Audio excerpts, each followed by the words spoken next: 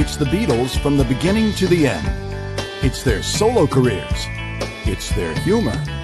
It's their incredible music. It's the British invasion. It's their American adversaries. It's an historical musical education. It's the Beatles and a whole lot more. A Beatles fan's paradise. It's Beatles-A-Rama. Tune in. You'll love it. This is Pat Matthews of Pat Matthews Productions, and I want to welcome you to Beatles-A-Rama TV, your favorite interviews and video all in one place, right here on Beatles-A-Rama TV. Beatles-A-Rama TV is on the air.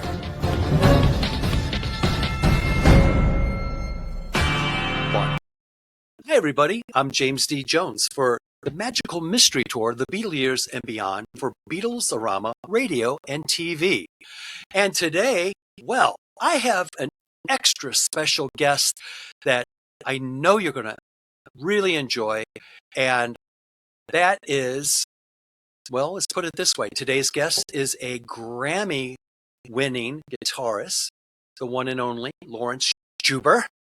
Hello. A world-renowned fingerstyle virtuoso whose career spans Paul McCartney's Wings, award-winning film and television scores, and more than 24 acclaimed solo albums, known for transforming a single acoustic guitar into an orchestra of sound. Laurence continues to redefine what the instrument can do.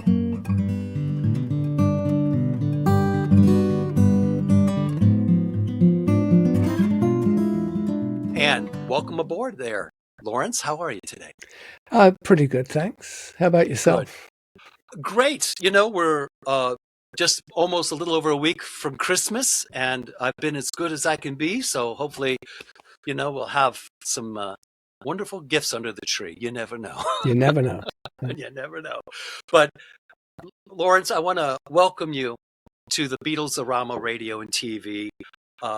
This is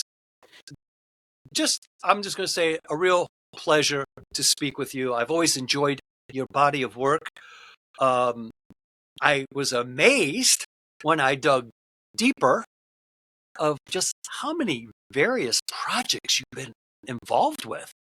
You've been keeping yourself very busy. I do. Yeah. All right. Because I like to make music.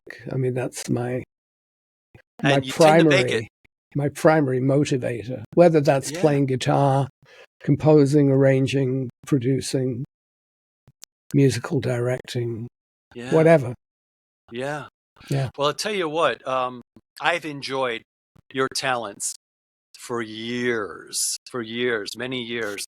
And it's just a real pleasure for us to be able to talk to you like this and let the listeners find out who is this guy named Laurence Juber, and, you know, they get a better understanding of you. Now, your identity and voice of the instrument, you've spent decades proving that one acoustic guitar can hold an entire orchestra inside of it. When did you first realize that the guitar just wasn't an instrument for you, but a complete language? Well, that's a tough one. I mean, I started playing guitar November of 1963 on my 11th birthday, and I never put it down. I think the first big kind of epiphany happened when my dad, I'd only been playing about a couple of months, and my dad took me over to see a colleague of his who was a kind of an amateur dance band guitar player, and he showed me some chords, and he showed me like an F major seventh chord, and it was I couldn't believe what I was hearing. It was just such a magical sound, and in some respects, my entire journey on the instrument has really been pursuing that sense of inspiration that comes from hearing something so compelling and so satisfying sonically that I have to dig deeper into it. And so much of what I've accomplished as a solo guitar player has really been driven by the notion that I could find really interesting and satisfying ways of playing a solo acoustic guitar that allow me to be expressive and to engage an audience in a way that simply strumming an accompaniment would not have the same kind of engagement. Nice. So, what would you say were your inspirations? You mean other than the Beatles? Well, I mean, I had been playing a week or so when I Want to Hold Your Hand came out. Oh, wow. And then, it wasn't just the Beatles. That period, it was the Stones, the Animals, Kinks, and a little later on. I mean, I think as a lead guitar player, Django Reinhardt, Barney Kessel, on the jazz side, but then Eric Clapton with John Mayall on the rock side. That Blues Breakers album was, I mean, not just for me, it was for a lot of people. But also, I mean, in England, we had the Shadows. Oh, yeah. And for those that are not familiar with the Shadows, you might be familiar with the Ventures. And the Shadows would have played surf music, but we didn't have any surf. But it was still that twangy guitar stuff. Yeah. And I was a fan also of what in England was referred to as the folk baroque, or folk baroque, as we would say over there, right? Which was like Joan Remborn, Bert Jansch, Pentangle, and Davy Graham playing solo fingerstyle guitar with the repertoire in John Remborn's case, going back to medieval era, medieval Renaissance and, lute music and stuff like that. Davy Graham was a little more along, the kind of the jazzier lines, but, his tune Angie, which Paul Simon recorded, that was kind of a rite of passage because you had to be able to play a descending bass line and at the same time play the melody. And that, that was something that I was able to accomplish. I probably was, I think, about 13 at the time. And then I discovered ragtime through Stefan Grossman and bearing in mind that my musical tastes were very eclectic. Yeah. Because I was listening to Bach, and now I discovered Bach through a record by a R&B group called The Toys, whose Lover's Concerto was based on a Bach melody. How gentle is the wind, da, da, da, da, da, da, da, da. And it was from the Anna Magdalena notebook, one of Bach's simple pieces. But Bach, Beethoven, and then the Stones and the Beatles and the Beach Boys. And in the course of time, just, by 1966, we had Cream, then Hendrix, Zeppelin. I mean, it was all the great. There was the rock and roll aspect of it, but I was still also kind of exploring kind of folk guitar. Because remember when I started playing in '63, folk music was pop music. Right. Bob Dylan, Joan Baez, Buffy Sainte-Marie. I mean, then a little later, Paul Simon. I mean, folk was on the charts. Yeah. And so I was exposed to a lot of that, and I would go to folk clubs. And then by the time I was 14, 15 years old, I was opening for people like Martin Carthy and Al Stewart and really, in the London folk clubs. And funny because years later I ended up producing 4 albums for Al Stewart. So that's when you said that. I'm like, in my research, I saw that you did a lot of work with Al Stewart. Yeah, that's amazing. So you got a history. Oh yeah, I mean, there's all kinds of history, and the numbers of songwriters, singers that I've worked with over the years. For example, I mean, Jesse Colin Young, who passed away recently. Mm-hmm. Worked with him. Paul Williams, I've done a number of albums with him. Of course, now he's president of ASCAP and Yes. doesn't perform like he used to. But really, I've had relationships with singers, with songwriters, Mm-hmm. and composers in general, Yeah.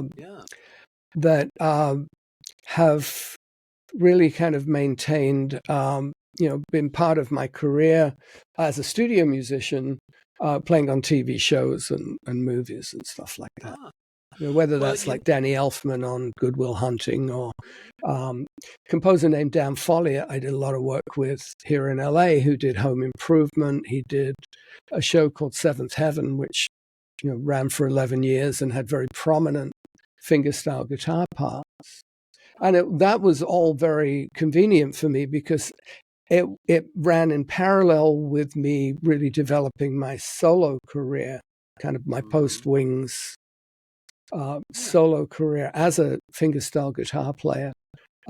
And once I established my relationship with Martin Guitars in right around 2001, I would be taking prototype guitars into Capitol Studios and hearing what they sounded like with expensive microphones in front of them on a weekly basis. So refining technique, refining sound, and getting my sight reading chops challenged, and all union gigs, So, because at the time, and less so now because the industry has changed a lot, but Oh yeah. LA is very much an industry town on the entertainment level. Oh yeah, without a doubt. Now, Laurence, your fingerstyle guitar is often described as technical, but your playing feels narrative. So when you sit down to arrange a piece, are you thinking like a composer, a storyteller, or a cinematographer? Yes. All of the above. I don't consider myself a technical player. Mm-hmm. My approach to the guitar has always been to figure out what I need technically in order to be able to accomplish the musical goal. Let's see. So a lot of exploration of alter tunings, for example, especially DADGAD, D-A-D-G-A-D. Yes, you're famous for that. Well, yeah, I mean, it's on my license plate. Well, there you go. Yeah. It was because, and what had happened actually with that was that I had started putting out albums. My first album, acoustic album, Solo Flight, came out in 1990. And I had done a couple of albums, and people were saying to me, you should really try some alter tuning stuff because your way around standard tuning so well. And DAGAD was something that I had some prior experience with, but I'd never really sat down and said, okay, what's going on here? And I remember it was a rainy night in Portland, Oregon, sitting in a hotel room. And I picked up the guitar, tuned it to DAGAD, and all of a sudden it was like, oh, I know how this works. And it just kind of another one of those epiphanies. And then I just started, arranging and writing, mostly writing. I mean, when I first started doing fingerstyle stuff, I was writing, because having up to the point where I was in Wings, I had not really composed anything. I was, I was a studio guy. Yeah. I could do some arranging, but I was playing lead guitar parts. I was playing rhythm guitar parts. I knew how to make the guitar work in the ensemble. Mm-hmm. But while I was in Wings, I started writing.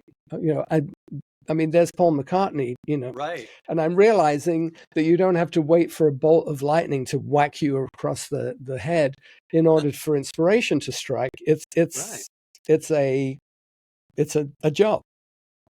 You sit down and you have a work ethic and you get the job done.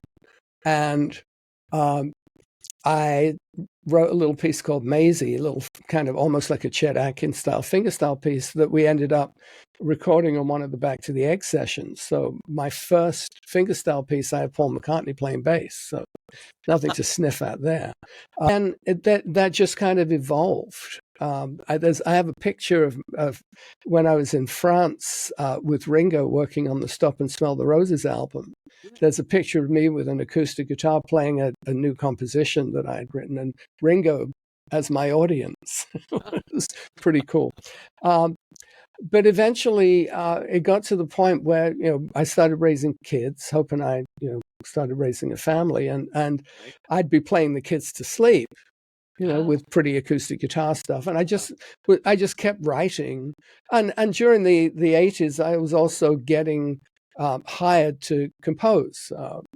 I did a number of projects, which have various stories behind them as to how I got the gig. But the first thing I actually did was for a toy. It was for a Mother Goose, talking Mother Goose toy. There was a toy called Teddy Ruxpin back in the 80s. I remember and that. I worked on some of the music for that. But the same company did a Mother Goose, and I did the underscore for all the nursery stories that were in that. And it was really just, composing in the moment. I mean, it was very improvisational. And then I scored a movie called World Gone Wild, which was Bruce Dern post-apocalyptic science fiction movie. And I did one called a John Hurt movie called Little Sweetheart. Which comes around this time of year every year, is a very Brady Christmas. I did the score for the Brady Bunch Christmas movie. And that was really the first time I got to have an orchestra in the studio. And in those days, of course, everything was on paper. We didn't have scoring. You wouldn't have notation software back then. Right. And then it kind of, because I have a studio here at home, I was, getting TV shows to work on. And plus I was also playing on TV shows, Roseanne, Home Improvement, a lot of shows and movies too. So that was kind of the commercial side of what I was doing. But then I started putting out these solo acoustic records, mostly as a composer. And then Hope insisted that I record some of my Beatle arrangements. I said, well, my focus is being a composer. She said, well, if you don't do it for anybody else, do it for me. And I said, okay, well, if you want to produce it, I'll do it. And so I've done now 5 albums, one of which is kind of really a collection of my favorite arrangements that I did at Abbey Road. I did in Studio 2, playing into microphones that we used on Beatle records. I mean, it was what really a thrill magical. it must have been for you. Yeah, well, not my first time at Abbey Road. I mean, that goes this is back. True. Yeah, but my first time at Abbey Road was actually, I think, on a Tuesday night on a secret session that we didn't know who the artist was. Oh. And 25 years later, I'm reading an interview with Alan Parsons, and he mentioned my name, and it was like, oh, okay, that's what that was. It was Tales of Mystery and Imagination. It was the first Alan Parsons Project album. My producer was talking about that. He goes, you got to ask him about that record. I just played on the Pavan, which was an instrumental thing, and it was a string orchestra. Francis Monkman from Curved Air was playing harpsichord, and there was some mandolins, and I was playing acoustic guitar. And it's funny, I ran into Terry Sylvester, who took over in the Hollies, and he said, he sang on that record. He didn't know what it was for because nobody knew. It was a secret. They didn't. I didn't know that was the way it was recorded. Yeah, at least it was for Terry. It was for myself and a number of other people. And then in fact I was working in Studio 2 when I got the phone call from McCartney's management to go and do the audition. Really? I was working there on a Friday, and there was a call, and I'd never been up into the control room. I'd never been up the stairs, and the phone, because there were no cell phones, 1978. And that was when I got the call Denny wants to know if you can come and jam on Monday. And, oh, by the way, Paul and Linda will be there. Because I'd worked with Denny Lane on a TV show with David Essex. Yeah. Denny was a guest. I was playing the guitar in the house band. And he liked my playing. And they were looking for somebody versatile because, Jimmy McCulloch, my predecessor, was a great rock guitar player. Oh, he was. And he was out of the band at that point, as was Joe English. So they were looking for a new drummer, a new lead guitarist. And in the nature of where Paul was going creatively at that time, if you look at the Back to the Egg album and the range, stylistic range on that record, it suited my sensibility well. It's a standout record, plain and simple. Back to the Egg to me is a definite standout record. Well, I'm glad you think so. Oh, it's probably in my top 3 of McCartney releases. The critics were not particular. Some of the critics were not kind to it. But there are other critics. There are other reviewers that actually really liked it. And over the years, it's developed a hardcore following. And it does tend to come up as a top 3 Wings album. Isn't that something? Yeah. But it is not. But it's not in the silly love songs, let 'em in kind of area, or it's not even close to Band on the Run. And part of that was the era, because 78, 79. I mean, there was a whole this kind of new wave thing was spreading, and Chris Thomas, who co-produced the record with Paul, had just done the Sex Pistols. And was doing pre-production on the Pretenders. So, it was it had its own kind of, in its own space. Yeah. And we had, I think a lot of good creative choices were made in that record. But, it's just the nature of the business and the nature of artistic work is that sometimes you forget about things in the course of time. When you think of how many albums Paul's made, I mean, I've done over 30. And there are, I swear, there are, dozens of tunes that I've written, recorded, and it's like, I wrote that? Oh, okay. Really? I did good. Well, let's talk about that phone call for Denny to have you jam and Paul and Linda being there. What was going through your mind at this request? A slight panic because I didn't know any Wings songs. So I borrowed some LPs from my brother Graham. I had met Paul very briefly.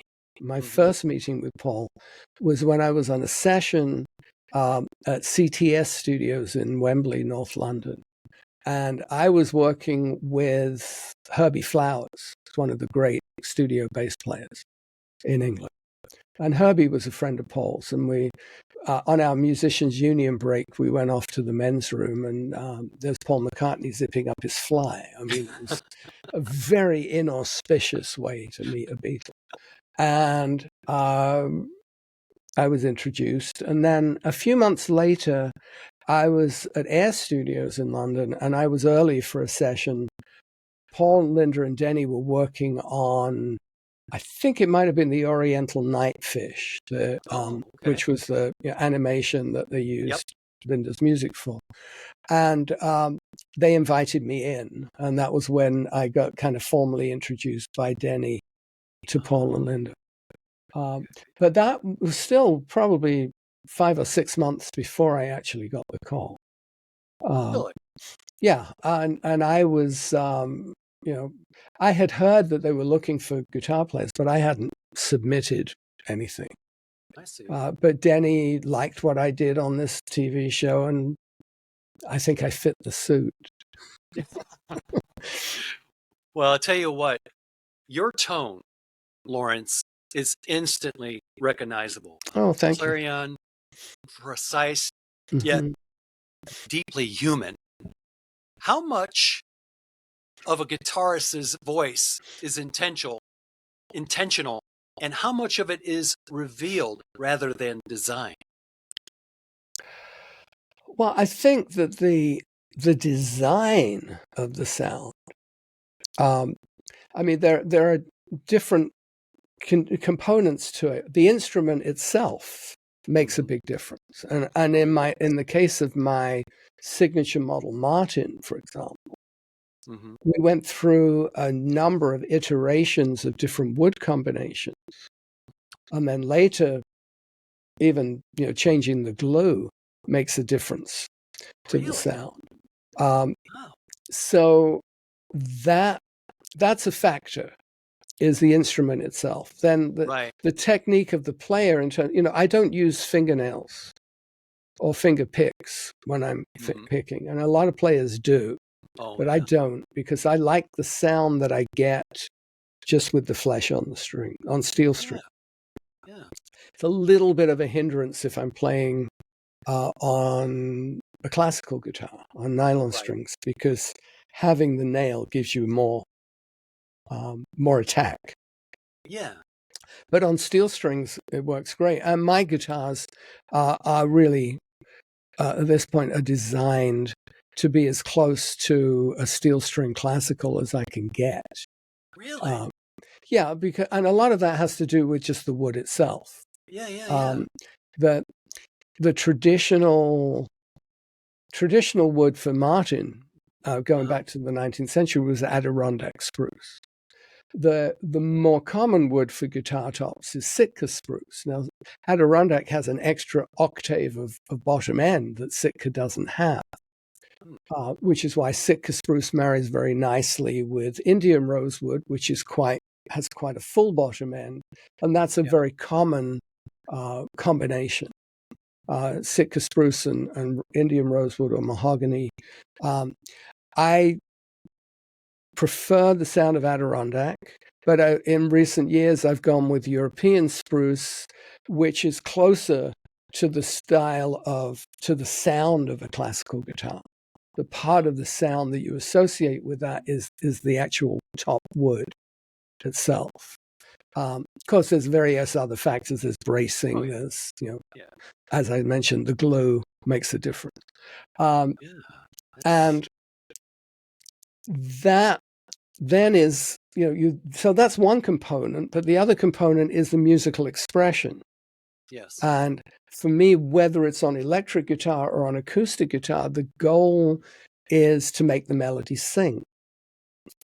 And which means that sonically, you want something that has a voice, not necessarily a human voice, but a voice, an identifiable voice. Yeah. And, sometimes that can be something that tends towards the violin family, or it might tend towards a saxophone, or it might tend towards some other sonic quality. But to be able to figure out how to do that. And with electric guitar, you're dealing with pickups, you're dealing with amplifiers, pedals, you're dealing with a lot of factors. And there are, one can really get tied up in the weeds of what kind of diodes to use in your fuzz box. Stuff like that. Yes. And, and part of it, I think, also going back in terms of Beatles, for example, that there are elements in the Beatles recordings that are dynamically a representation of which guitar is being used, which amplifier is being used. Yes. You associate Vox amplifiers with the Beatles, but John liked Fender Deluxe amps, for example, and the later Beatles stuff is not using Vox. In fact, the Vox amps went through so many different changes through the different albums, and the sound of Revolver is a different Vox amplifier to the sound that you get on Sgt. Pepper, for example, or on the White Album. Different kinds of distortion, and again, that goes down to that comes down to a circuit. Right. And also, the fact that we associate George with the Rickenbacker 12-string and the Gretsch Country Gentleman, but by Rubber Soul, both John and George were playing Fender Stratocasters because they both got the 1961 Sonic Blue Strat. Yes. Yes. And then later, of course, you have George with the SG and with the Les Paul, and then the Get Back era with the Rosewood Telecaster and stuff like that. And There's those a lot of those Fender factors. amps, it baffles me with the rooftop concert because they're playing through Fender twin reverb amps. Those are loud amps. Yeah. It's hard to get a good sound out of a twin reverb without it being loud. Right. And so that's there was a lot of volume coming off that rooftop. Oh my goodness. Yeah. So all of those, there's a lot of factors, but ultimately it really comes down to the guitar player's self-expression. And you mentioned the word narrative, and there is definitely a narrative. There's a storytelling aspect to it that is nothing that you're going to necessarily learn in music school or from guitar lessons. That comes from inside. Yeah. And it comes from life experience. Some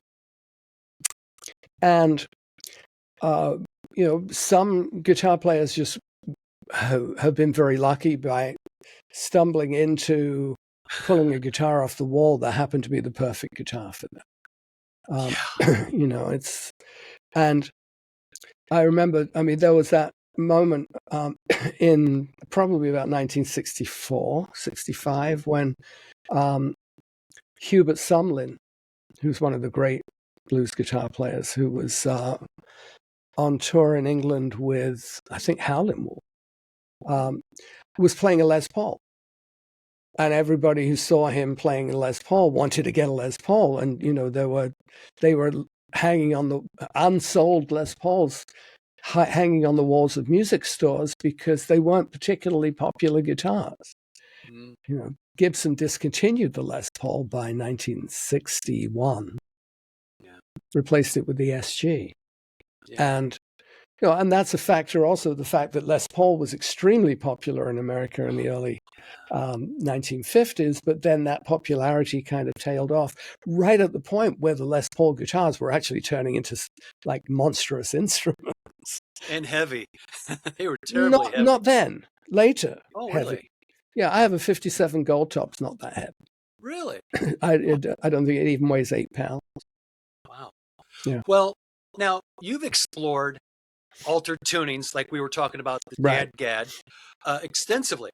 Mm-hmm. Now, Laurence, do you see alternate tunings as tools or as doorways that change the emotion of the architecture of a song? Yes. Yeah, because both of those are true. It is a tool. It is a tool because it allows the guitar to speak in a different way, to be able to lay out a harmony in a way that you can't do in standard tuning. That's my kind of Dad-Gad motto is you can't do that in standard tuning. No, you can't. For example, let me see if we get decent. That sounds all right. Sounds good. That on Strawberry Fields Forever, so I was having a hard time in arranging it because I could not find a place to put it where it made sense guitaristically in standard tuning, because the record is in the cracks between A and B flat, because they sped one up and slowed the other one down. Correct. It didn't work in A. It didn't. B flat in standard tuning is kind of more of a jazz kind of, a lot of bar chords and stuff. Mm-hmm. And I then thought, well, okay, let's try it in Dad-Gad. And then I tried it in Dad-Gad in A, and it still wasn't really convincing. But when I realized that I could get that E flat major 7 chord, which you can't do in standard tuning because you don't have a low E flat. Right. Nor do you have an open D on top. And then this B5 with the added 2. Right. And then everything made sense. And then it was, and then this stuff. But that's why I need a cutaway, is so I can do stuff like that way high up the neck. Wow. So part of the key to it is the fact that you have two adjacent scale tones. You have a G and you have an A. So certain kinds of chords where you can do like an 11th, minor 11th chord. Yeah. Sonorities that you can't get in that tune. So it really does open doorways that you wouldn't be accessing. I consider it opening a portal. Yeah. Yeah, that's a good way More of than putting a doorway, because it opens up wider than a door would. Yeah. No, Yeah. and just to hear it, the way you explain it, Mm-hmm. I mean, I'm a guitar player myself, so when Uh-huh. you're saying these things, I'm like, oh yeah, I get what you're saying there. Yeah. Now, we were talking earlier about you picked up the guitar about the same time as the Beatles' I Want to Hold Your Hand. Mm-hmm. Now, Laurence, looking back, do you think you were drawn to the Beatles songs, their sound, or the idea that music could change the world? Oh, I had no idea about it changing the world. I mean, at that age, it was just like, it was all over the radio.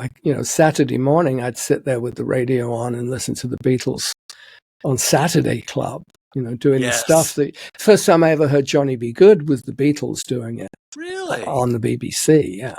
Wow. Yeah. Now, we know you really enjoy the Beatles, and the way you explore the arrangements of the songs is amazing. Thank you. Later, you find yourself inside a world with Paul McCartney and Wings after all the Beatlemania and after the myth had hardened into history. So, Laurence, what's something about working with Paul McCartney that still surprises people because it doesn't fit the legend? That's a little hard to unpack. Working with Paul, and this is something that I try and encourage people to think about, is that Paul McCartney as an artist is not Paul McCartney, former Beatle, but Paul McCartney. Because, when you consider the fact that certain Beatles songs were written before Beatles, ever existed. I'll Follow the Sun when I'm 64. I mean, it was the, kind of the genesis of the Beatles there, but, he was like 15, 16 years old. I mean, a 16-year-old writing, how that all came out of his creative brain. Yeah, I mean, the Beatles was certainly massive factor in his artistic development. But coming out of the Beatles, I mean, he was still the same Paul McCartney. He was still the same creative force. Yes, he no longer had John Lennon getting in his face. Right. And, enough of these granny songs, Paulie, kind of thing. But he had Linda as an inspiration, and you look at the immediate post Beatles stuff. I mean, that stuff that's in the overlap, like Maybe I'm Amazed, songs that he was already working on. Another Day, stuff like that was in that kind of interregnum period before Wings really happened, and then all the things that is done subsequently.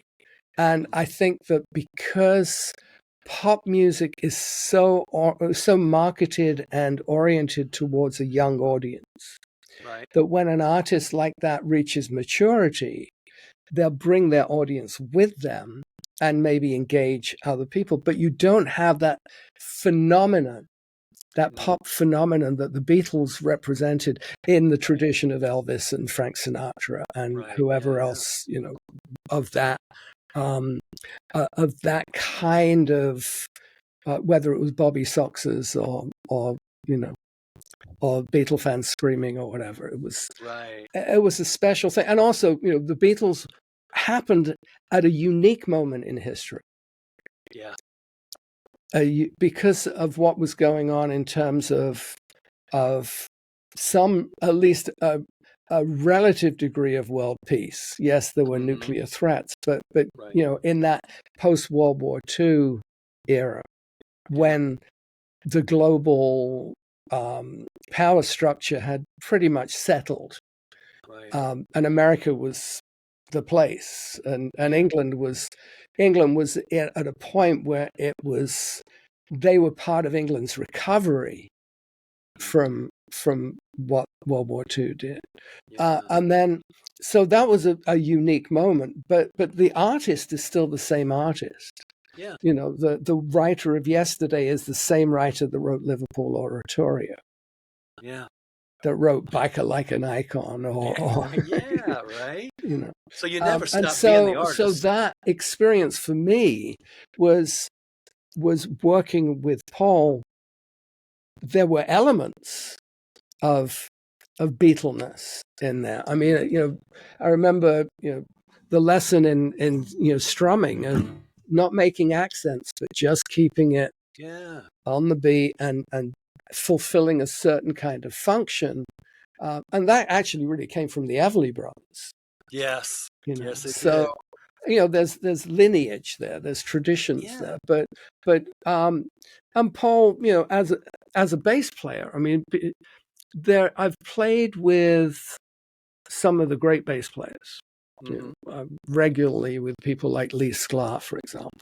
I've even recorded with Carol Kay. And it was interesting because Carol Kay and Paul McCartney there's a certain similarity in the way that they approach the bass. And that's because they were both guitar players before they were bass players. Ah, that's right. Yeah. They're not coming at the bass guitar as upright players.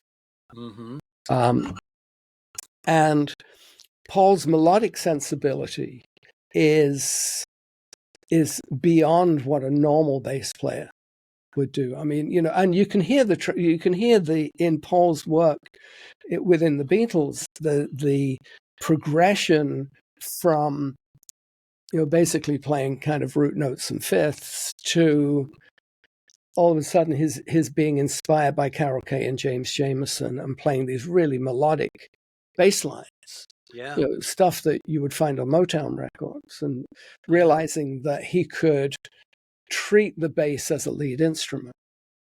You know, I'd love to have been fly on the wall when he was, you know, at Abbey Road, you know, sometime after midnight, putting, you know, running the bass through an amplifier in the big room and squashing it with a Fairchild compressor and you know, doing the bass on With a Little Help from My Friends or whatever, where, you know, where he really got to be so artistic and creative on that instrument.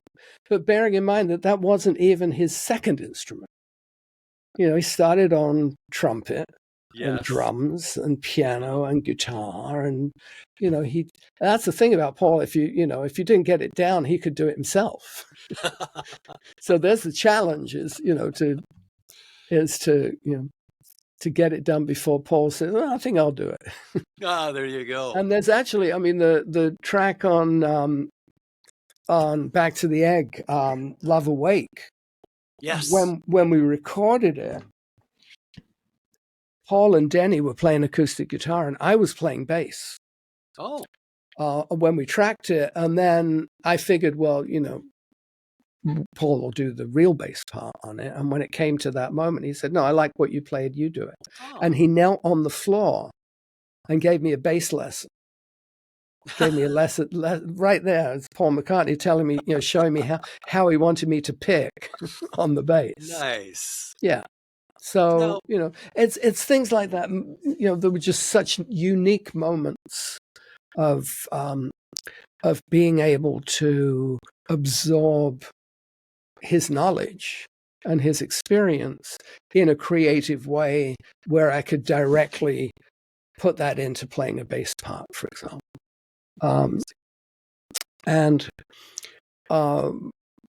That is just built into his whole artistic sensibility. Yeah, it's part of his being. Yeah. Yeah.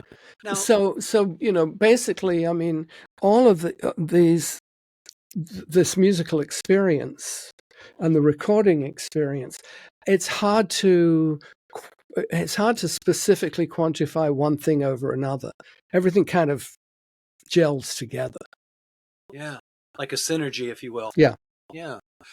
Now, Laurence, you gave up a thriving London studio career to join Wings. Yeah. Was that decision instinct, ambition, or faith? I mean, did you understand at the time what you were risking? Yes. I had to think about it deeply for a nanosecond. Successful studio guitar career. Yeah. Paul McCartney. How could I not say yes to Paul McCartney?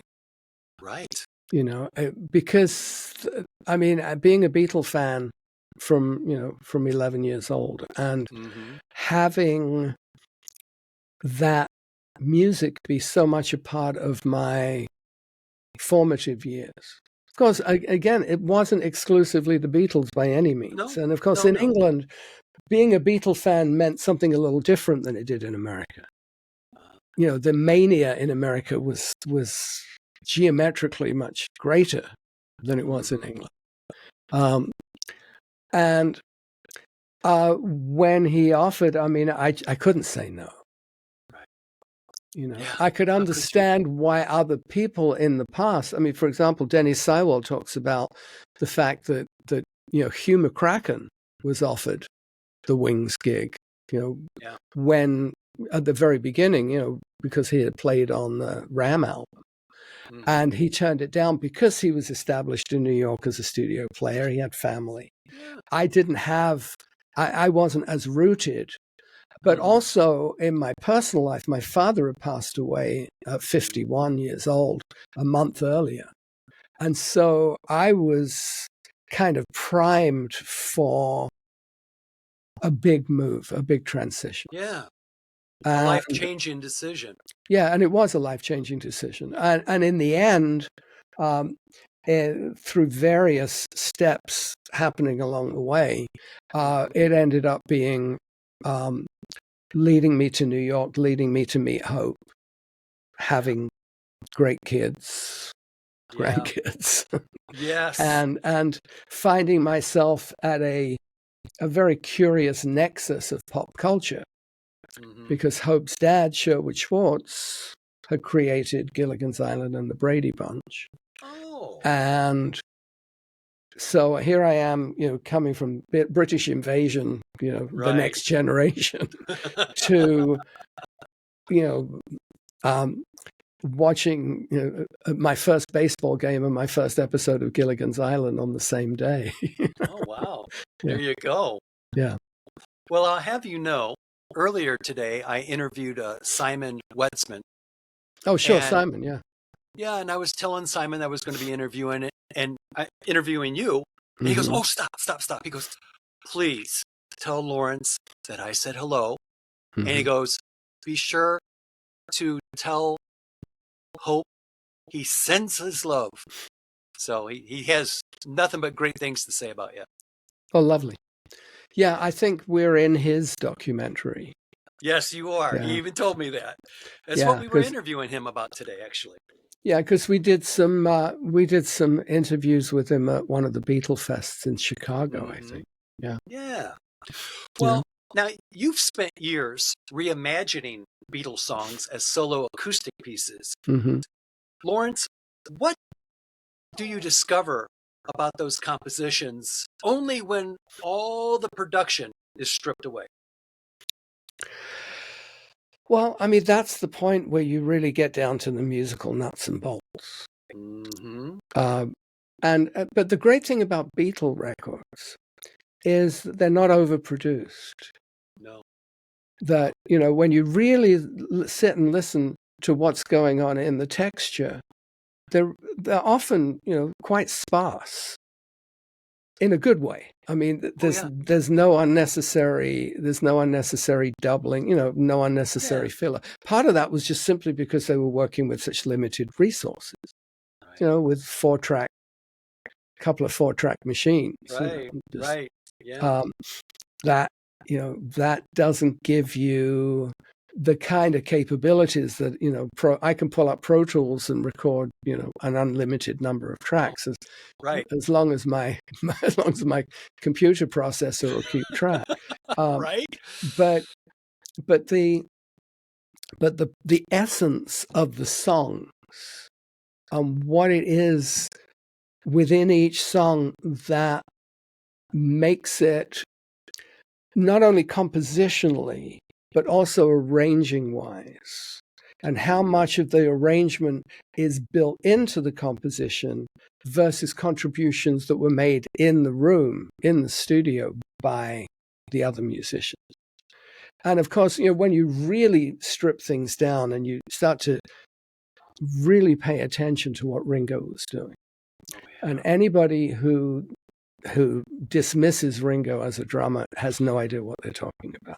I agree. Because his ability, the way I characterize it is that Pete Best is a great drummer. Mm-hmm. Pete Best plays the drums. Ringo plays the song. Oh, that's the difference. Yes. And being in the studio, when I worked with Paul and Ringo on Stop and Smell the Roses, being in the studio and seeing them working together like that, where Ringo's intuitive understanding of where Paul is going with the structure of the song and how he makes that work is, that's the essence of it. And of course, George Martin was a big factor in making sure that everything worked cohesively. But it's when you really kind of break it down. And some of the songs that I haven't necessarily been a fan of over the years. For example, Yes, It Is. Yeah. You take away the Beatles arrangement of it and just strip it down to what it is as a song. Yeah. And it's a brilliant piece of music. Yeah. I think in some respects, and I don't want to sound kind of sacrilegious with this, but in some respects, there are some Beatles songs that, because they were working so quickly, that were realized in a Beatle way, but could be done in other ways too. And that's why, you have so many covers of Beatles songs that don't subscribe necessarily to the original arrangement, simply because they are, as songs, they're open to other interpretations. And that's one of the things that I enjoy as an arranger, is to be able to take a song in a different direction.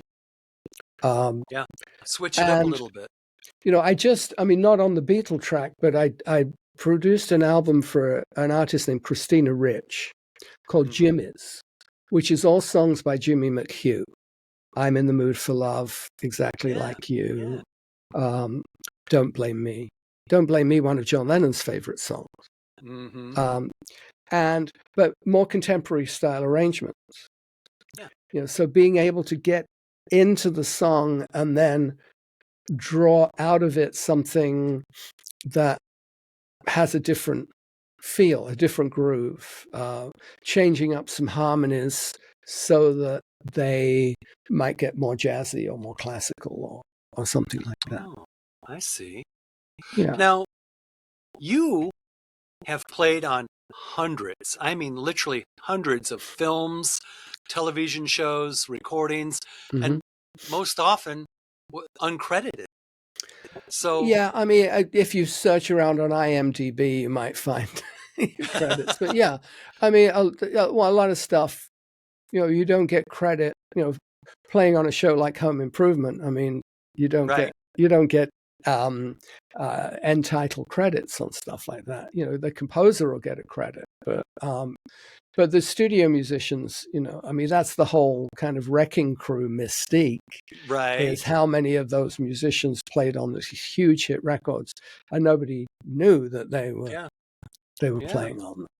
Well, Laurence, what does it mean to shape culture while remaining invisible? An invisible shaper of culture. I think that the things that really shape culture Mm-hmm. have visibility. I mean, I think being a studio musician on a TV show that might be extremely popular and have some cultural resonance. I mean, for example, I played on, there was an HBO show in the 80s called Brothers. That was like the first, I think, gay-themed TV show, which I imagine had some kind of cultural resonance. But for me, it was just, a 3-hour session at Paramount, every couple of weeks. Okay. So, and sometimes you don't know what the impact of something is until maybe many years later. Because, it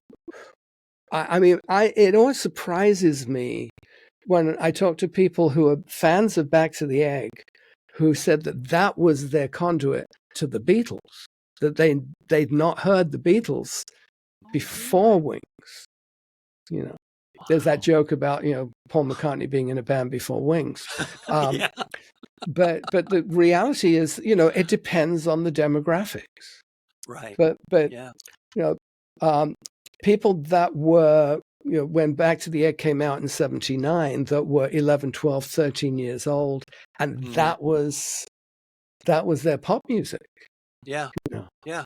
That has a cultural resonance that it kind of, has echoes. It has a long tail to it that isn't necessarily as impactful at the time, but does, Arrow Through Me, for example, on Back to the Egg. Song. Erykah Badu put out a record where she took looped the intro of Arrow Through Me and had a song on top of it. That's kind of within the hip hop realm.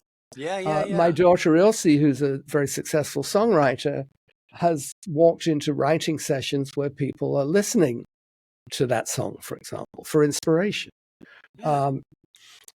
That is just the kind of the nature of the generational progression, from one generation to the next. The gratifying thing is that the Beatles still have that kind of resonance. Yes. Whereas some other artists from that era, they may still get played on the radio. Right. I don't know how much ultimately cultural resonance the Animals have, for example. Right. Except that their version of House of the Rising Sun had tremendous impact. But even that was not firsthand. That was Dave Van Ronk taking a blues song, changing the chord progression, Bob Dylan stealing it, recording it, the Animals getting it from Bob Dylan.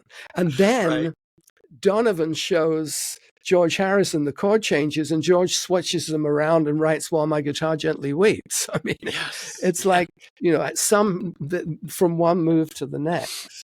But meanwhile, when I do, if I'm doing any electric shows, I have my band Airfoil, which is my Wings kind of band.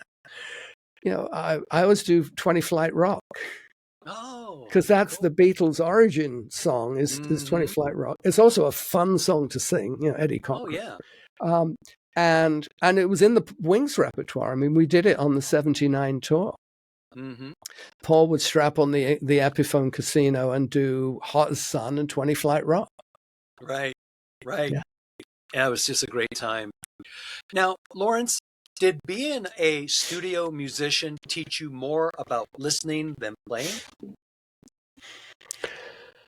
No, I think lying in bed when I was 12 years old and listening to the BBC or Radio Luxembourg late at night was really how I started learning how to listen. Oh. Because I was listening to, we didn't hear much Motown, for example, on the BBC, but you would on Radio Luxembourg. Mm-hmm. And I'd be listening and listening to what the bass was doing, and how the bass was interacting with the drums. And I was listening to the guitar licks or the rhythm guitar parts. So listening was always built into my musical activity. And, in one of the things I valued in high school was that, we had music appreciation in a way that we would listen to classical music. And then when I started really getting into classical guitar, for example, And I was listening to, Beethoven and Bach and Handel and Mozart and all of that.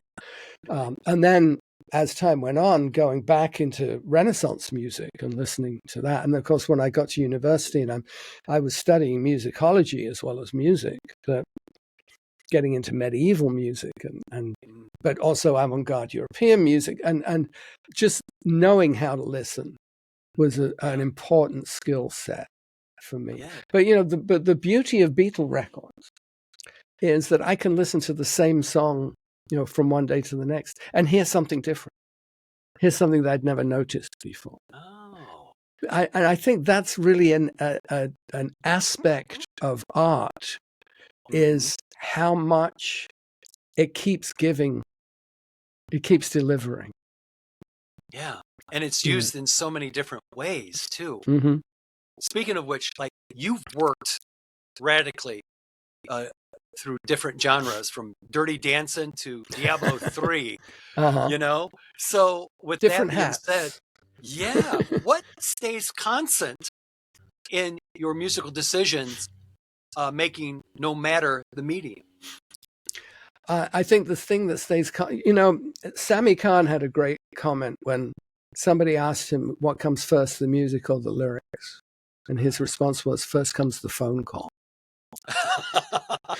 Because it's still a business, Yes, it is. And applying oneself musically, creatively, to the matter at hand, whether that be a video game or a session for a movie score or a live performance of some kind, or whatever it is, that requires, and there are different aspects to the skill set. But with Diablo 3, I mean, some of the first moves I made were to actually sit down with a fuzzed out electric guitar and then find some licks that I like and then reversed them, played them backwards, and then doubled it with an English horn. And the combination of backwards fuzz guitar and English horn is, it's not exactly what you'd learn in orchestration classes. No.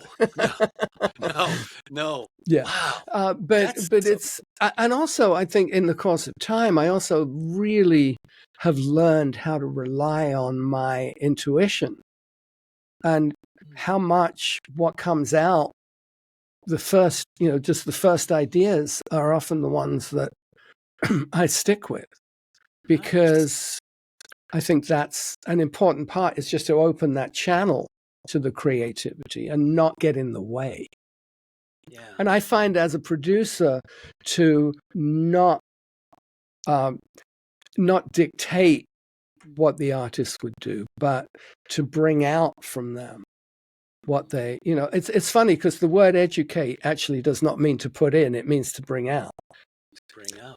Yeah. And so allowing intuitive connections to happen in a way that, it just works. And I mean, as we all on occasion find ourselves out of our depth, trying to do something that you just don't have the experience or the intuition for. But I've always managed to kind of dig myself out of those holes. Well, yeah, of course you have. My goodness. And it's at this time that we'd like to hear a couple words from our Beatles-A-Rama radio and TV sponsors. This is Jude Sutherland Kessler, author of the John Lennon series, rocking right along with you to our favorite music here on Beatles-A-Rama. Hey, while you're listening, go to johnlennonseries.com and order Should Have Known Better, Volume 4 in the John Lennon series, a researched, documented narrative of John's life, with the Beatles, of course, in 1964. Check it out, johnlennonseries.com. E.T. Do it now. Now, speaking of your career, Mm-hmm. I mean, you have sustained, Laurence, a creative career across 5 decades. Something that very few musicians can manage, right? So let me ask you, what's harder, staying relevant or staying curious? I think the hardest part is staying healthy. Yeah, that's true. I don't know what relevance is anymore. I mean, I have the latest issue of the Billboard magazine sitting back here, Yeah. and it's time to do Grammy voting, Mhm. and there's all these relevant artists that I've never heard of. I I see mean, that a lot too. You're right. to be honest, over the last decade or so, I mean, the only artists I really pay attention to are the ones that my daughter Elsie has written with. Well, and speaking of Harry which, Styles and yeah, people like that. my daughter is a huge Harry Styles fan. Uh-huh. And when I was saying, well, I'm going to be talking to Laurence Juber today, and she goes, who's that? And I'm like, well, I'm glad you asked. And I told her, and I said, you like Harry Styles? She goes, I love Harry Styles. I'm like, Lawrence played on one of his records. And she's like, what? I'm like, yeah. And in fact, she's like, what is the song? I'll know it as soon as you say it. And it's called Treat People with Kindness. Mm-hmm. And she said, Dad, that song actually is so very different style of what Harry Styles normally does. Uh-huh. She goes, it's a standout song. It stands out in his catalog. And she goes, Laurence Juber was on that? I'm like, he was. Yeah, I played the guitar on that, and my daughter Elsie co-wrote it with him. Yeah. Yeah. That's how I got to be on it, because Elsie called me up and said, you doing anything this afternoon? We need guitar on this track. Well, that comes back to being relevant. See? Yeah, I mean, relevant. It's interesting because electric guitar has gone through, phases. I mean, records were not really featuring electric guitar very much. Or styles that were relevant 20, 30 years ago aren't necessarily relevant now. Fortunately, the whole notion of Americana, kind of folk rock, things that are kind of genre crossovers that are very much guitar based and very much roots based. Oh, yeah. So that kind of thing has relevance.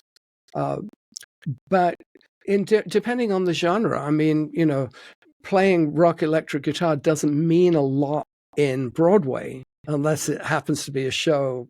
We did a show the other night, a charity show where I was the musical director, and we did stuff from a number of different Broadway musicals. And, of course, Hair and Jesus Christ Superstar and Tommy were the ones where the electric guitar got to sing. But I did, for example, Pure Imagination from Charlie and the Chocolate Factory, just myself on acoustic guitar and Mickey Dolenz singing.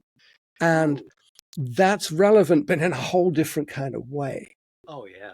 And I think, again, the versatility of being able to cross from one genre to another and be able to apply what my skill sets are to each particular genre, that's remaining relevant.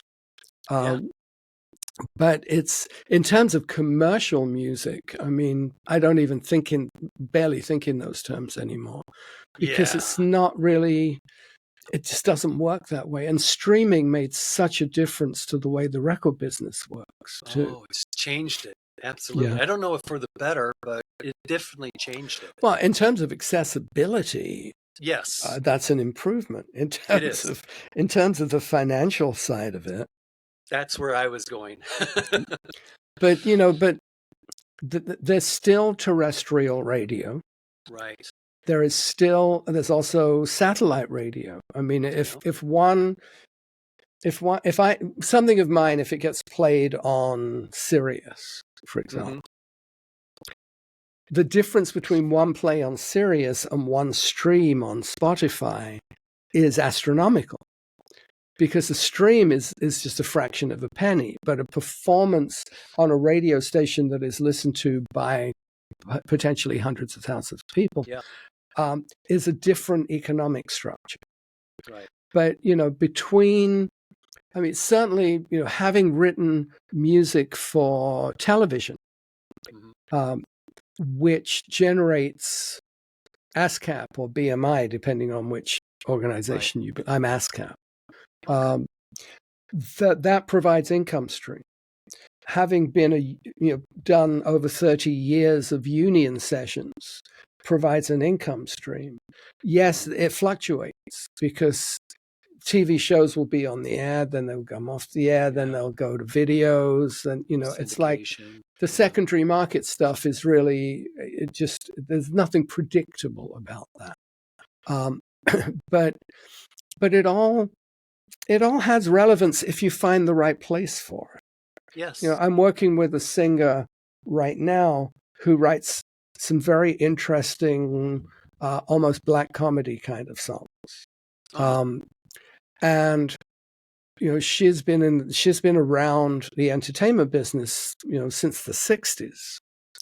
How do you market somebody like that? And what it fits in the folk category. But even folk there's the Folk Alliance, which I'm a member of. Because a lot of what I do really kind of falls into folk. Playing a solo acoustic guitar kind of is by definition folk, even if I'm playing a Who song. So finding one's place in this universe of organizations, of promotional stuff, I'm getting some airplay on one of my Christmas tracks in smooth jazz radio, for example. Ooh. I'm not a smooth jazz artist. Christina's record, the Jimmy McHugh one, is getting airplay on K-Jazz here in LA. It's on the Seriously Sinatra channel on Sirius. Nice. But it's not really a jazz album. It has jazz elements to it, but it's great American songbook done in an interesting and fresh way. And that's really I would say the biggest challenge these days is figuring out what one's niche is. Yeah. And then having to use the resources in terms of social media, which in and of itself has issues, but using those resources to promote and to maintain an audience. When I started doing the fingerstyle guitar thing back in the 90s, and Fingerstyle Guitar Magazine was a big deal, and eventually I made it onto the cover. Acoustic Guitar Magazine. Guitar Player had a sister publication called Frets, which was the acoustic guitar one. Those magazines don't exist like that anymore. Fingerstyle guitar is only like a web, an online thing. Guitar Player is only online.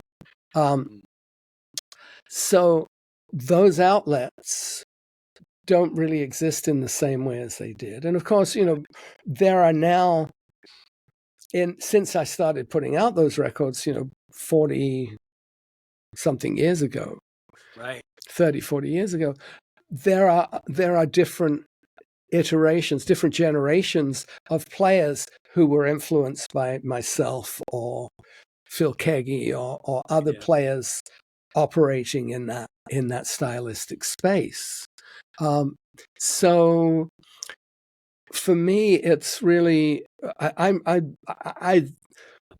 my philosophy is to try and make myself indispensable in some way or another, in terms of how I can use my skill set to make money, because one has to oil the wheels of the business, but also to make a creative contribution that is worthwhile. And at this point in my life, also to be supportive of pro bono efforts, charitable things. Like there's a record label I work with, excuse me, called Future Youth Records, that goes around the world, and they run competitions to find young talent, bring them into LA, put them in the studio with myself, with Jim Keltner, with players of this kind of caliber, and then the artist gets to have a record out. They get recognized as a talent. We did one a few years ago where they had 3 singers. I think one was from Ireland, one might have even been from India. Wow. But we did Julian Lennon's song Saltwater. Oh, I And love Julian that song. came into the studio and worked with them. And it was, Yeah. it was that kind of thing is meaningful because it's paying it forward. Yeah, that is really a good way of putting it. For an 18-year-old to be able to make a record with Jim Keltner playing drums is a great thing, Yeah. But you have to have a record label with the commitment to do that kind of thing. Right. That's true too. You Yeah. got to have everything fall into place before it can go any further. Now, And that's tough. it is. Yeah. And it's not like it used to be where you could get a good sound and grab a couple guys and have a go of it. But speaking of Well, your you still career, can. well, yes, Yeah. you can, but it's just not that. You got to really have all these different variables met Mhm. to go further. Now, with your career, Laurence, at what point did you stop trying to prove yourself and just started trusting yourself? I think that depends on what the context is. Mm-hmm. As a soloist, I think there was a point. I think when I first put out my LJ Plays the Beatles, which was the first one of my albums of Beatles arrangement, and it was very well received. It was like, oh, I can do this. Mm-hmm. I don't have to be writing my own material. I can actually arrange popular songs and have that meaningful. I think, having a measure of success helps reinforce that sense of self-worth. But there are areas that I work in that I still feel like I'm proving myself. It's like for example, I haven't done a lot of musical direction, but I'm finding myself needing to do more and more of that. And in the process of doing it, it's like, oh yeah, I can do this. I can conduct. Can wave my arms around expressively. And kind of developing these ancillary skills that all serve to support. But I think, even working with established artists, that nobody, however confident they may appear to be, there's always some self-doubt that comes along. It's just in the nature of being an artist. Because if you're that confident, if you're overly confident, then you're not allowing those cracks in the armor to, where the creative light shines through, because everything becomes very systematic and not, it's too formalized and not, it's good to have some spontaneity. I love improvisation. I love to improvise because I love to be in the musical moment. Well, speaking of that, you teach theory and arrangement, yet your playing never really sounds academic, Laurence. How do you prevent knowledge from getting in the way of emotion? I have to say, I am not academic.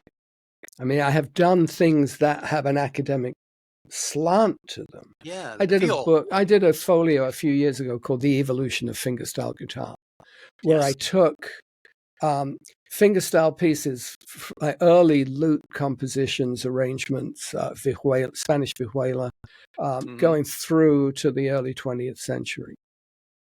And I wrote kind of an extended essay, and there's illustrations. Hal Leonard put it out.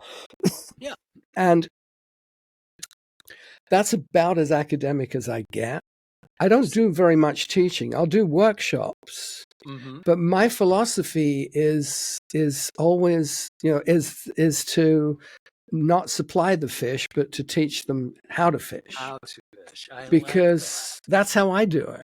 Yeah. There's very much a kind of just, I like the ability to have some random element creep into it, but I think the big realization for me, and this is an important factor that relates to some of your earlier questions, is that the point where I realized that it was about pattern recognition. Patterns on the fingerboard, patterns in music, patterns on musically on the page. And, when I discovered some years ago that, because my dad had ambitions to be a tailor, but for one reason or another, he didn't get to do that. But I discovered that his mother's family, my grandmother's family on my dad's side, there were tailors, there were costume designers. I actually have a cousin who's a theatrical director in England. That for me, it's recognizing the pattern, recognizing the chord sequence, recognizing the shape of the melody, recognizing how it works on the guitar. And that's true with the alter tunings, because there are patterns, they're just different patterns from where you normally learn. Right. And I think that kind of sums up the technical underpinning of what I do, is that I seem to be adept at recognizing patterns. Yeah, that's a good way of putting it, because to hear it and then to have you explain it with seeing the patterns, that does make a lot more sense. Now, you've collaborated extensively with your wife, Hope, on musicals and scores. How does writing music with someone who knows you completely change the creative process? Well, the work that we've done together where we're writing, songwriting, I mean, mostly Hope writes lyrics because she's a writer, she's a screenwriter. And I write music, but not always. Sometimes it's the other way around. It just depends on what it is. But the writing that we have done together is either theater or comedy. Comedy music, or both, musical comedy theater. So there is a focus. It's not simply self-expression. It's not a love song that doesn't have a purpose in terms of it being sung by a character on stage or in some kind of formal environment. So, and then when she's been producing my records, it's because her ears are better than mine in terms of she has more high end than I do. So she can hear stuff that I won't necessarily hear. But she also knows what I'm capable of. And she, when it comes to Beatles songs, she has to feel satisfied that she's getting from me what the song deserves. And she'll push. I will go for things that might not necessarily appeal to her. That happened last night, actually, because I played her an idea for All My Loving. Yeah. Because it makes a great swing tune. Yeah. And she didn't like it that way. So but I have another approach to it that I know that she will like, because I think I like it better. The issue with doing swing tunes is it's such a stylized genre in and of itself, right, that the genre can overwhelm not the integrity of the song, but the emotional undercurrent of the song. Take over. Yeah. And that's true. I mean, and that's not a critique, because you look at what Nelson Riddle did or Billy May did with Frank Sinatra, and these are very stylized arrangements, but they work because they feel really good. There's lots of splashes of color. Frank gets to ride on the groove, and it's just it's different. It's different genres of music, different styles. But when Hope and I work together, I mean, I think we have respect for each other, so we don't try not to step on each other's ideas. I see. Yeah. Now, so you've got your career, you've got your collaborations with Hope, your wife. But now your daughter is also in her own successful songwriting career. Uh-huh. So what have you learned from your daughter about Well, it's music not actually. in the It's not modern just the world? one daughter. It's both daughters because Oh, both Nico, of my them. eldest daughter, has a musical that's getting produced in Los Angeles this May. Oh, nice. It's called Millennials Are Killing Musicals, and she did an off-Broadway production of it a couple of years ago that went very well. She also has a musical called Winner, which is a high school musical, which she was just in New York this week doing a reading of for publishers. And that's, she spent 13 years doing marketing at Adobe and then kept hitting the glass ceiling and said, enough of this, I want to be creative. And then Elsie, over the last 12 years or so, has just had a string of successful records, most of which is, just her as a writer. But she's had some collaborative work where she's actually been the featured singer too. I mean, most notably with Robin Schulz, they did a song called Headlights that was number 2 in Australia, number 6 in Germany. It's an EDM, like a dance song. Okay. And then also she's worked with another DJ Cascade that has had a lot of success, and she's worked with people like Skrillex and in that realm. But she also works, for example, with Justin, from Bon Iver. And they have an offshoot, Big Red Machine, that she did a feature with. And, so there's been a few things where her voice is out there. We went to see Lincoln Park did a memorial concert for Chester Bennington at the Hollywood Bowl. Yes. And Elsie said, "Oh, you should come, I'm going to sing." And we went thinking she was going to be singing backing vocals. She's fronting Lincoln Park for the 2 songs that she co-wrote with them, and then straps on a Stratocaster and plays All Along the Watchtower with them too. So, it's like, hashtag proud parents. I was going to say, that must have just made your heart soar. Oh yeah, I mean, it's amazing, but, especially when you weren't expecting it. Yeah, well, in that case, yeah.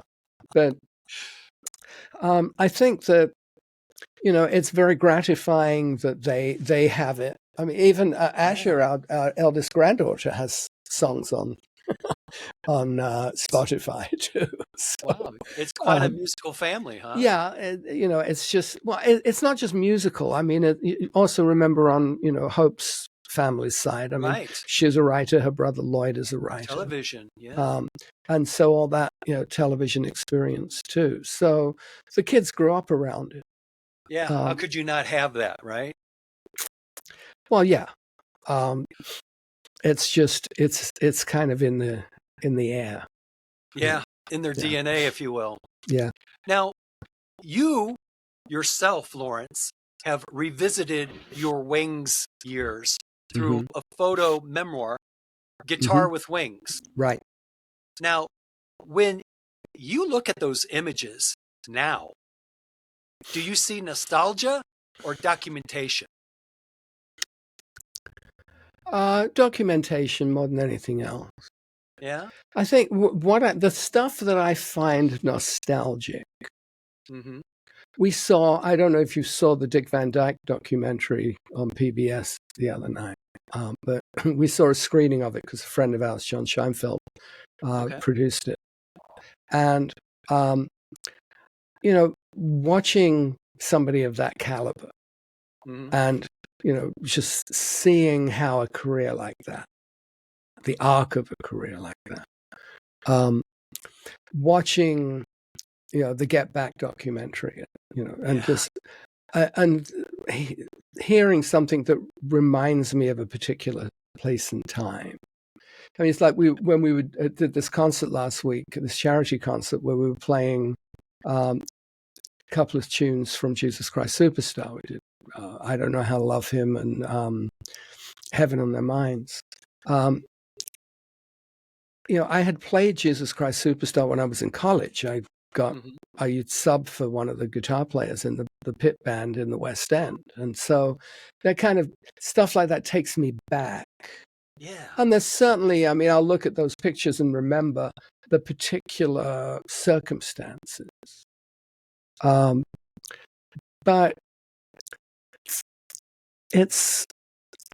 I think it's different when it's stuff that was influential. Like doing the Peter Asher documentary was kind of cool Right. because there was archival footage of stuff from the 60s that, Yeah. just reminded me of when I was 14, 15 years old or whatever. Yeah. But I think, when it's out of my experience, and also, with a book like that, because I spent a year and a half writing and collating all the pictures, that it was, I think you kind of internalize so much of it that Yeah. it's already there. Yeah. You were a part of it. So Yeah. I get what you're saying there. Now, the Big Wings release that just came out. Which one? Did well, yeah, there's which one, there's right? the book. There's the book. I've got the three vinyl LP box. Yes. I also got there was a very limited run of author's edition books with a single vinyl album and signed by Paul. I mean, it's one of the perks of being a wing. Yes. Well, you paid your dues. Yeah, exactly. So, yeah, I mean, it's nice. Yeah. I get a little scared to read that stuff because sometimes I find myself being misquoted, or sometimes I'm too accurately quoted. Oh, I hate that too. Yeah. Well, what did it feel like for you personally when the 3 LP box set came out and it was Wings and it was featured? How did that make you? I mean, did it bring back memories? Did it make you appreciate to some that extent time? it does. I mean, but those memories are, they're not very far below the surface. I mean, all you have to do is look, the pictures on my studio wall. Yes, they're right there. Yeah. I think that the documentary, that's what I'm really looking forward to, is the Amazon documentary, because absolutely. I did a pretty extensive interview for that, about 4 hours worth of I'll definitely have to look for that. Yeah, that's February 25th, I think it comes out. Wow, it'll be here before you know it, right? Mm-hmm. Now, I got to bring it up as a fan of the music. It was today, December 17th, 1979, that Wings played in Glasgow, Scotland. Mm-hmm. And that was the second. That was the second night or the first night, because we did 2 nights there. Yes, I remember. I think it was the second night. Yeah, because that was the show that the Last Flight bootleg comes from, and also the Life Coming Up. Yeah, good stuff there. You know what I remember of that show? What's that? During the whole tour when we did Mull of Kintyre, which of course had been a huge hit in England and in Germany especially. We always had this solitary bagpipe player, silhouetted above the stage. And that happened again that night. But then the Campbelltown Pipe Band marches through the audience. And that was a special moment. Wow. That was very cool. Yeah. Yeah. Yeah. So the last night you play that part of the tour. Mm-hmm. You got all these great memories. The sound is amazing. The content you guys have for songs, it was a wide span of, McCartney and Wings all together. And it just was amazing concert. And how much of a thrill was it when you got to get that extra record in McCartney 2 of that performance of Coming Up? Oh, it's great. It was great. I think the thrill for me was being in New York in July of 1980 Yeah. and walking down, I forget where I was, but hearing coming up over the radio, somebody had a boombox out on the street. Oh, yeah. Right. Yeah. And Wow. that was like, oh, we have a hit record. Like Yeah. that record. Yeah. Well, now, so 1980, July, you're hearing coming up on a boombox. Mm-hmm. What kind of, where did your mind go to as you're walking and hearing that? It is what it is. I mean, I just, it was like, this is cool. Yeah. Yeah. You know, and I'd been Pleasant in, surprise. I had been previously in France, with Paul and Ringo. Mm-hmm. And then I went to New York. But at that point, I mean, we had Wings was just starting to get into rehearsing material that was going to end up on the Tug of War album, Right. Tug of War and Pipes of Peace. Mm-hmm. And we had started that process. But it was kind of a little obvious that these were pop songs that really needed to be worked in a studio environment, Gotcha. as opposed to a rock band doing it in a rehearsal. Now, there were certain songs. One of my favorites was No Values, which ended up. Oh, yeah, that's a good one. But the way it was done in the Give my regards to Broad Give Street. My Regards to Broad Street was not really the way that Paul first presented it, because he presented. He said, "I dreamt a Rolling Stones song." That's what he said.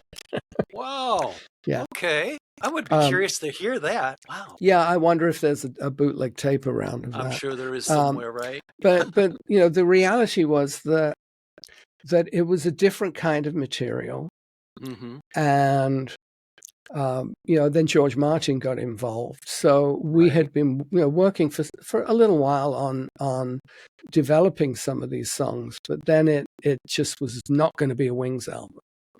And then in January of '81, we were in the studio for a couple of weeks, finishing up what were described as cold cuts, which was some of the outtakes. And I remember I put some slide guitar on A Love for You, for example, which then ended up being used in a movie some years later. Yeah, The In-Laws. Yeah. And there were things like My Carnival, for example. Paul put a new vocal on that. But the interesting thing was the very first session I did for the McCartneys was a song called Same Time Next Year. Oh, yeah. Which was after I'd been asked to join the band, but before we went up to Scotland to really kind of work together. It was early May of '78. Okay. And that was actually a demo for that Paul was submitting to get the movie theme for that movie, and he put it like a 60-piece string orchestra on it. I mean, I'd never played on a demo that was so well produced, and that was the first thing I did with Wings.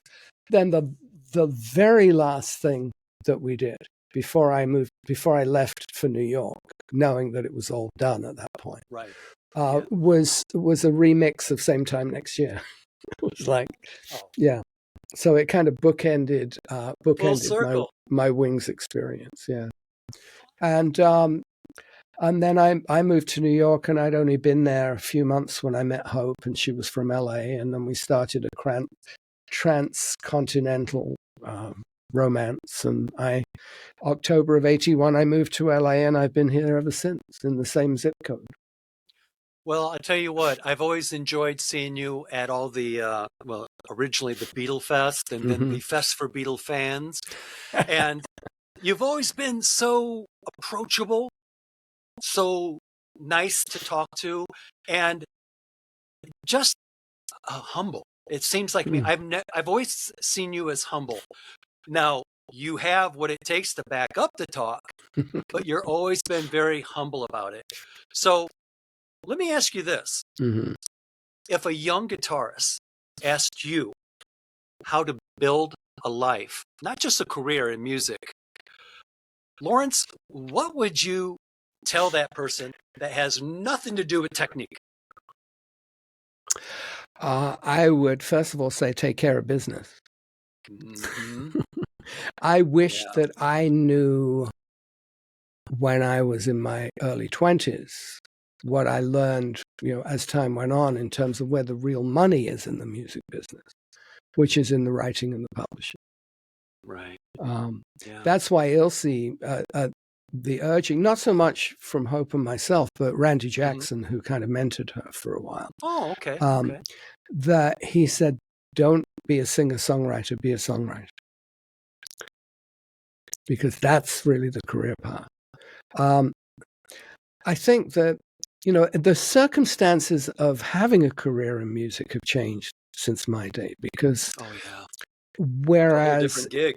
Yeah, I mean, because now it's like, if you program the kick drum, you're a producer, or you're even a writer, But I think the thing is to really be conscious of the business.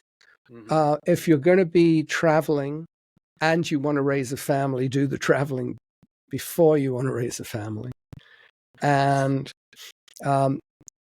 stay away from excessive alcohol consumption. Yeah. Because travel is really hard on your immune system at the best of times. Yeah. I can only imagine. I mean, you're waking up in a different place every other day, it seemed like. I mean, it's a lot on the system. Where are we now? Okay, let's do the show, So. Yeah, well, it all depends on how you're traveling, too. I mean, That's true. The folk artists have a different approach to it, to the rock place. Because for one thing, if it's just me with a guitar, right, I don't have a semi full of equipment, and a road crew. I mean, it's just me, you and your instrument. Me getting on the plane and early enough to get my guitar in the overhead or gate check. That's it's one of the biggest challenges, and it's being able to be self-sufficient in that kind of environment. I think is important. I mean, I have friends that my friend James Lee Stanley has literally been a folk singer since the mid '60s, without ever having a hit, but has developed a following. He was the one who really gave me the ins and outs in terms of having a mailing list, and this was all before the internet too. Right. So, but I think that the best advice is just understand that it is a business, right, and that whatever your talents are, there are some moderately talented people who are far more successful than very talented people who don't take care of business, and it's like, and that can happen a lot in jazz, where great players don't necessarily maintain themselves in a way that gives them the kind of longevity that they have a career to look back on. Let's see. Yeah. Now, I have to ask you this because, boy, when I talked to Denny Lane, he was adamant about it. Okay. The song, Don't Say Goodnight Tonight, right? Good Night Tonight. That Spanish guitar intro, that's all Denny, right? No, that's Paul. No, it's Paul? That's Paul on a Spanish vihuela. Oh, my goodness. Denny did it live. Right. But Paul had this little Spanish vihuela, which is like tuned to an open G chord. Okay. Yeah. What a great tune. What a great tune. And when you think about it, I mean, that was released as a single. And then you had all the Back to the Egg stuff that came out. It was really a thrill to be a fan of Wings at that time because guys were everywhere. Now, Laurence, what is one of your most favorite heartfelt memories being in Wings? I think that the time spent with Linda is really, because she was a very special person and misunderstood. She was such an important part of Paul's stability during that, immediate post-Beatles period. Yeah. Yeah. Probably saved his life. And it was hard for her because she was fully committed to the band, but she was also fully committed to her 4 kids. Mm-hmm. And we spent a great deal of time together, just kind of chatting about life in general. Mm-hmm. And so, I have very fond memories of her. But, some of the really special moments, I mean, just sitting next to Paul with each one of us with an acoustic guitar, and all of a sudden Paul starts playing Michelle or something like that. It's just, oh, wait a minute, here's a Beatle. That's right. Yeah. Yeah. One of the perks of being in that band. My goodness, Yeah. I could only imagine. Now, you guys had all those promo videos that you did for Back to the A, and you all look nice in your outfits, and even Denny got to sing a few lead songs on there, and it was just good stuff. So yeah, I mean, it was all quality stuff. how For sure. old were you In fact, when that was happening? that picture I have up there was from the Good Night Tonight video shoot. Yes. So how old were you when you officially got into Wings? Let's see, this was April of 78. So I was 25. 25. Yeah. Wow. Yeah. You obviously Which, by work. comparison with when the Beatles were really like having their massive success, was old. Yeah, you're right. Yeah. Considering, you're right. But, my progression also was that after high school, I took a gap year. And then I went to London University. Oh, and of course, in England, you do 3 years, you don't do 4 years. Right. So right. I had the gap year, 3 years at university, then into studio work for 3 years. Because I started as a studio musician in the spring of 75, and then it was the spring of 78 that I joined Wings. So, just out of curiosity for myself, were you in school when they did the 11 plus? Yes. Did music come on your radar at No, the 11 music plus? wasn't part of the 11 plus. Well, because they always try to figure out where you're going to be in life. Right, but music was not a factor. So where were they going to put you? Well, I went to what in America, grammar school is like a elementary school, but in England, you either went to I went to East Barnet Grammar, which was I passed the 11 plus. Okay, as opposed to the what they called the secondary modern school, and then later they went to comprehensive education where they didn't do the streaming outside of school. That happened inside. So I had the benefit of the best education that England could muster at the time. Not that I took full advantage of it, but it became clear to me that music was an important path. Yeah. And I did not get very much support from the music teachers. Ooh. Because most of, because I wasn't a piano player. Right. Yeah. Okay. Guitar players were hooligans. I mean, yes, right. Troublemakers. And we didn't have, but by the time I got to university, my professor, Stanley Glasser at Goldsmiths College, was a jazz guitar fan. So my interview was really just talking about jazz guitar players, Nice. Because I'd already proved myself to be, academically and also musically appropriate for the kind of course structure that they would offer. Well, Laurence, after everything you've done, from Wings to Grammys to film scores, what is the guitar still teaching you? The limits of my arthritis. No, I think it's still, it's not just the guitar, it's music is a constant education for me. Because I will, look at a piece of music and again, the pattern recognition, recognize the patterns, recognize the genius behind the pattern. In the case of, let's say, Debussy or Ravel or, somebody. Right. But equally, McCartney or Lennon, Right. or George Gershwin, or, every composer has their own style. Yes. And I really enjoy that. I mean, some years ago, I did an album of all Harold Arlen songs. So I did, Over the Rainbow, If I Only Had a Brain, Yes. Any Place I Hang My Hat Is Home, Come Rain or Come Shine, stuff that was, and it's interesting in his writing, so much of it sounds like it's in a minor key, and it never is. Really? Yeah, because of the way he builds his melodies and his chord progression.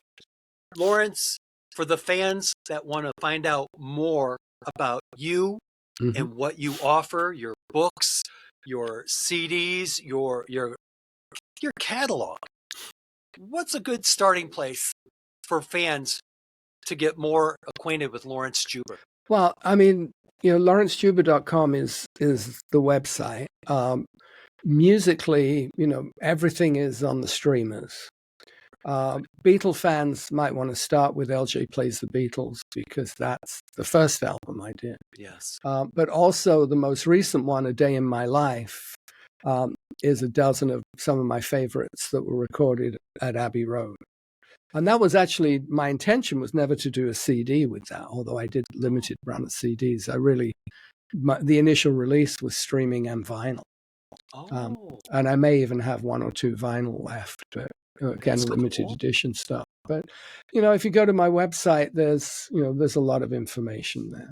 And it's laurencejuber.com. .com, yeah. Okay. LaurenceJuber.com. Fantastic. I'm very Googleable.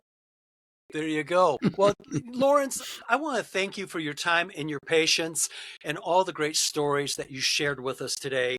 And, I can't say this enough. I've really enjoyed speaking with you. I've always enjoyed the work that you've done. Thank you. And I've seen you at all these festivals and music things. You really come across to me as just a really down-to-earth musician that really, really loves music. Well, thank you. And thanks for your probing questions. I'd like to ask questions that aren't usually asked. And I appreciate that. Yeah. Yeah. And the fact that you actually let me answer the question too. It's like I do radio, and I've done radio interviews where the DJ will ask the question and then answer it for me. I'm trying to get a word in. Yeah. Wow. Yeah. Well, I'll tell you what, once again, thank you so much for your time and your patience. You're very welcome. Listeners, listen, if you want to check out and find out more about this phenomenal, interesting musician who plays unlike anyone else I know of, go to his website, laurencejuber.com, and be ready to be amazed. His guitar playing is extraordinary, and I think that is why McCartney tapped you on the shoulder and said, let's do this. Good stuff. Go. Yeah. So, Laurence, with that, thanks again. I'll be in touch. Listen, if I can ever be of service to you, please sound off. Next time you're in Chicago, I'll come and see you. We'll bring you another T-shirt. How about that? There you go. All right. Well, thank you very much, James. Thank you. Have a great day. And don't forget to push the button when we hit the stop button, okay? You bet. All right. Take care, buddy. All right. You too. Cheers. Cheers.